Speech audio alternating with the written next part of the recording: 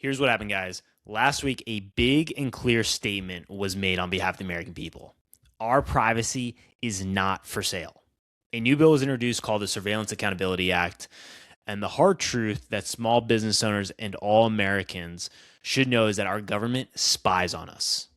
With the introduction of AI, there is a fork in the road between continuing down a future of mass surveillance and control by our government inserting itself in every aspect of our life, or we invest in a future of self-sovereignty where we aren't dependent on the government, where we have high trust in our society and don't have to lock our doors at night, and where we don't have Big Brother creating a digital profile of every aspect of our life.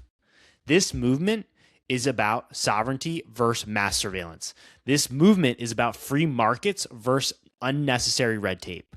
This movement is about we the people versus the Epstein class. America's future leaders are small business owners. We want a future of sovereignty, not a future like the movie WALL-E. We want to preserve what is great about our country, like starting a small business, improving the quality of life of other Americans, and achieving the American dream. Welcome back to the RD Week show. Happy Tuesday, guys. Let's get into it for today. Where I want to start is sharing with you a press conference that happened last week. And one of the co-sponsors, Congressman Thomas Massie, is sharing a little bit more about this. This may be new for you, but the truth, which is that our government spies on us. And it's important for us to be aware of that truth. The truth, as I've said before here on the show, it can be uncomfortable and even shocking at times, but it can give us peace of understanding what is really going on. And we are tired of the lies, tired of the corruption out there, and we want to know the truth. And we absolutely can voice that and hold our elected officials accountable and make sure as American people that we are continuously taking the time to be informed as American citizens. So let me get that up here for you guys so we can go through that and hear what Congressman Thomas Massie has to say. All right, bear with me, guys. As I said last time here, it's just me. Don't got a producer yet, but continue to subscribe to the show. It helps it out, this show, and leave your comments too. It all helps. All right, so let me get this up. Here we go. A brand new bill that's long needed. Unfortunately, it's needed because there have been so many erosions of our Fourth Amendment right to privacy. You know, there's a robust discussion right now about the FISA 702 program, but really that's just the tip of the iceberg in terms of infringement on the Fourth Amendment. There's so many other laws and Supreme Court decisions that have impinged on your right to privacy. For instance, the Bank Secrecy Act, the Right to Financial Privacy Act, the Patriot Act, all of these have great sounding names, but all of them created so-called loopholes in the Constitution. Foreign Intelligence Surveillance Act, not a euphemism, but misnamed because it's got foreign in it. It's used to go after Americans. Secret applications of the Foreign Intelligence Surveillance Act. I've been in a skiff last week where I saw two secret rulings, interpretations of FISA law of how the government has created additional loopholes to spy on you that I'm not even allowed to tell you. These are classified as top secret. It is shocking to hear that for the first time. And when we understand what is really going on here, comes back to the importance of where things don't make sense, be curious, ask questions. And the first time I realized that this was happening, it was very shocking. And I know some of you already know this, but then there are other ones that have not. You can let me know in the comments if this is the first time you are learning about this. But with this specific act, I'm going to go through it and share with you some different points. But what we also have to talk about here is a crisis that we're experiencing in this country that we have to address. And as small business owners, we're in a position here to lead by example, because what has happened in our country is that there's a crisis of courage in our country. The number one form of censorship in America is self-censorship. And I get it. you have good lives, don't want to cause any friction in relationships or friendships. But it's important for us to be able to share how we really feel in a society, to be able to disagree and still be able to live in the same society. Because when we stop talking, really bad things happen. And we have to get back to being able to share how we truly feel about certain topics, how we're thinking about certain topics, our different viewpoints, being able to listen to opposing arguments, and still be able to all live in the same society.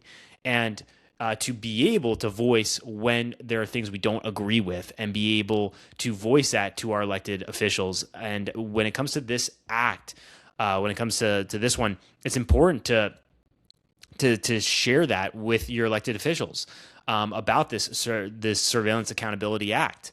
Because again, it's just been introduced, and so it has to go through its process now that we've talked about before here on the show. And we've talked about the Bank Secrecy Act as well. But the digital landscape, it has eroded our Fourth Amendment. And we're seeing it more now in person. And this is affecting all of us as Americans. And there's an opportunity here for small business owners to push back and move forward towards a future of sovereignty.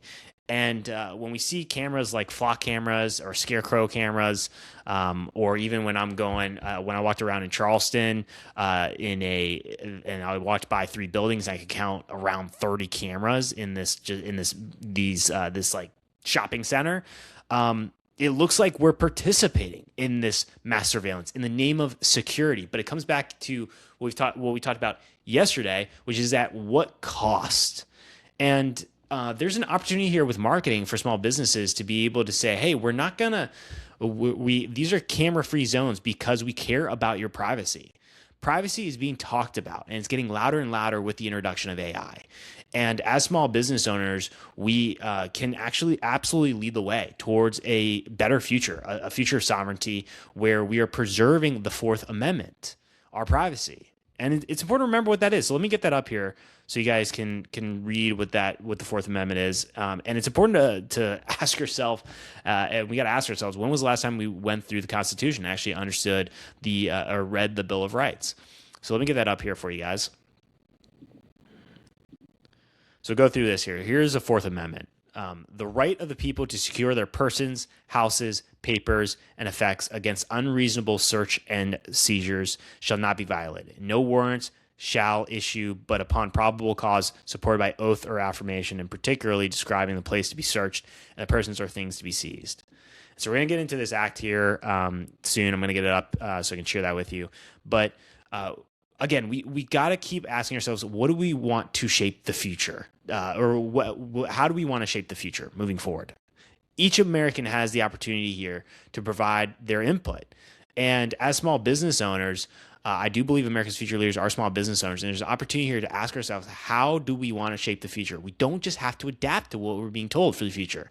And it's important to remember that. You have a lot of power here.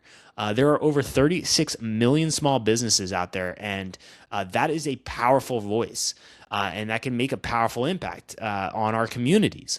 So it's important to not forget and throw in the towel and just say, I don't have any ability here for making change. You absolutely can make massive change, and we're experiencing massive change right now. So let me get this back up here for going through. Actually, no, let me get it up. Here it is. Bear with me, guys, here. Let me get this up for you guys. All right.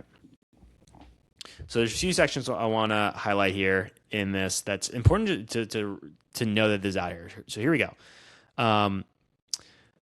The third-party data here. So presumption of privacy. The government shall not access any data, metadata, or personal information held by a third party, including financial services providers, telecommunication service providers, internet service providers, cloud storage companies, or data brokers without a valid warrant, regardless of whether the third party consents or cooperates. And so when we look at the Twitter files as an example, we can see that there was government influence when it came to suppression of COVID information on social media platforms. And when we start to see that this overreach of power by the government, we as Americans have to push back against that.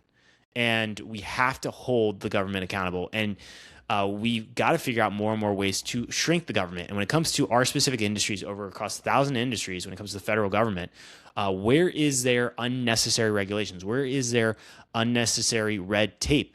Being able to identify that so we know what areas we can start to shrink the amount of government involvement in our industries, because it goes back to creating a future of sovereignty and self-sovereignty where we're not having to be dependent on the government. And as small business owners, you got into this. One of the reasons you may have gotten into this is for freedom, for being able to have freedom to decide how you want to live your life moving forward and improve your quality of life and achieve the American dream. And so there's an absolutely big opportunity here to be able to lead by example and say enough's enough, and we're not going to take this anymore. And as we continue to go through this a little bit more, it talks about, again, the biometric data. This is another one where if you've flown recently and you've had to go through security, and then they say, you can take, there's a picture where they take a picture of you for biometrics. You can opt out of that and just hand over your ID card. That's what I do, and you can do that. And it's just they take a few extra seconds to look at the ID at your ID card and then hand it back to you, and that's a way you can opt out of it. But we are at a fork in the road, and we are gonna be at a point here where we have to decide where are we going to what's the future going to look like, and are we going to continue down this road of mass surveillance? So this act, you can read through it here, and it goes through, again, make sure that we're protecting our data and metadata from unreasonable searches without a warrant. Also, you have the ability through this act to be able to hold federal employees accountable as well. But you can get into all of that in the amendment. But again, what it states in a big way, in a clear way, is that our privacy is not for sale. And Americans are talking about this more and more. And as small business owners, we've got to realize that and make sure that we are taking care of the people we are serving, their privacy, making sure we're taking care of that. And then I'm going to continue to talk more about this over the next few days of the impact of AI when it comes to our privacy, and make sure that we're living in a place where we can have as a society of high trust, where, again, we don't have to lock our doors at night, rather than living in a city where it's like a fentanyl zombie, where we're experiencing fentanyl zombie zones all over in the city. Like, we have a lot of messes in this country that we have to clean up, like the national debt being over $39 trillion, like Gen Z being the most in-debt generation for their age group in the history of the U.S., like this depression crisis that we have, obesity crisis, and drug crisis. And so there's a lot of messes here. And even in yesterday's episode, when I talked about Palantir's manifesto, they had, I did want to make a correction here. They did have some other reasonable points, like preserving Western civilization and the opportunity, and highlighting the opportunities we have in this country. And again, we got to put it all in context as to why is this company talking about these different points. But we have to recognize that convenience and freedom, they're incompatible when they get to a certain level, and that technology, we got to ask ourselves, has it actually made our life better right now? Or are we now feeling so overwhelmed, so stressed out, and so lonely when it comes to connection with other human beings that it may have now hit its plateau, and we got to look to something new for the future? And that can go back to moral principles, bring that back into as a priority moving forward for a country for the future.